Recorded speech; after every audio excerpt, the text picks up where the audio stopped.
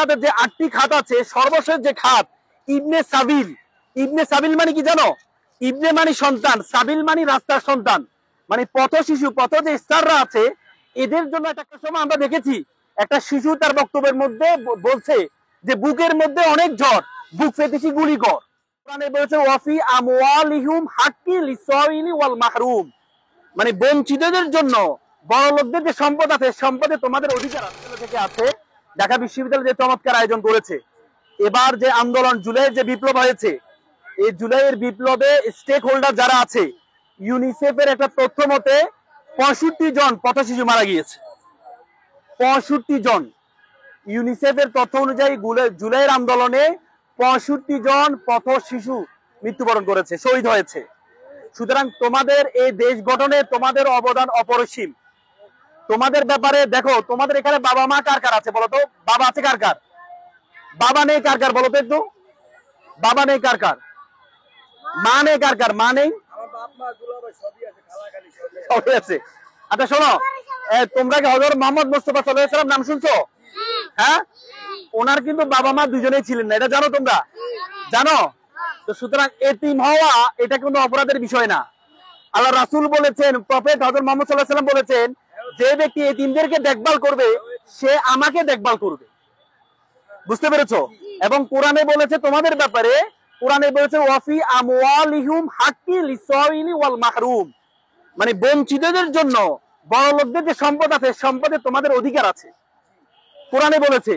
এবং কি জাকাত, জাকাতের নাম শুনছো? জাকাত, জাকাতের যে 8টি খাত আছে, সর্বশেষ যে খাত ইবনে সাবিল। ইবনে সাবিল মানে কি জানো? ইবনে মানে সন্তান, সাবিল মানে রাস্তার সন্তান, মানে পথ শিশু, পথ যে স্টাররা আছে এদের জন্য একটা খাত রাখা হয়েছে ইসলামে। তো সুতরাং তোমরা মন খারাপ করবা না। মনে রাখবা, গরিব হওয়া জন্মগ্রহণ করা কোনো অপরাধ নয়, কিন্তু গরিব হয়ে মৃত্যুবরণ করা অপরাধ। তোমরা যদি পড়াশোনা করতে পারো, তোমাদের এভাবে এই যে আন্দোলনে নতুন বাংলাদেশের যে বৈষম্যহীন বাংলাদেশ, এই বাংলাদেশে তোমাদের জন্য তোমাদের যদি শহীদ আছে। দেখো আন্দোলনের সময় আমরা দেখেছি একটা শিশু তার বক্তব্যের মধ্যে বলছে যে বুকের মধ্যে অনেক ঝড়, বুক ফেটেছি গুলি কর। একটা শিশু যদি স্লোগান দিতে পারে, এই শিশু যে ইনফরমেশন গুলো পুলিশ যখন আইন শৃঙ্খলা বাহিনী যখন সব জায়গায় ছিল, সব জায়গায় আন্দোলনকারীরা যেতে পারে নাই, তোমাদের মতো শিশুরা বিভিন্ন তথ্যগুলো দিয়ে এই আন্দোলনকারীদেরকে সহযোগিতা করেছে। তো সুতরাং তোমরা হচ্ছে বাংলাদেশের সবচেয়ে বড় স্টেক হোল্ডার, যে নতুন বাংলাদেশের তোমরা সবচেয়ে বড় স্টেক হোল্ডার। এই জন্য তোমরা স্টেক হোল্ডার, তোমাদেরকে পড়াশোনা করতে হবে। বুঝতে পেরেছো? কি কি করতে হবে? পড়াশোনা করতে হবে। যদি পড়াশোনা না করো তাহলে আলটিমেটলি এই তোমরা বড় হয়ে কিছু করতে পারবে না। সেভ দ্য টুমরো বলেছো না? সেভ দ্য টুমরো অর্থ জানো? হ্যাঁ, টুমরো মানে আগামীটাকে রক্ষা করো।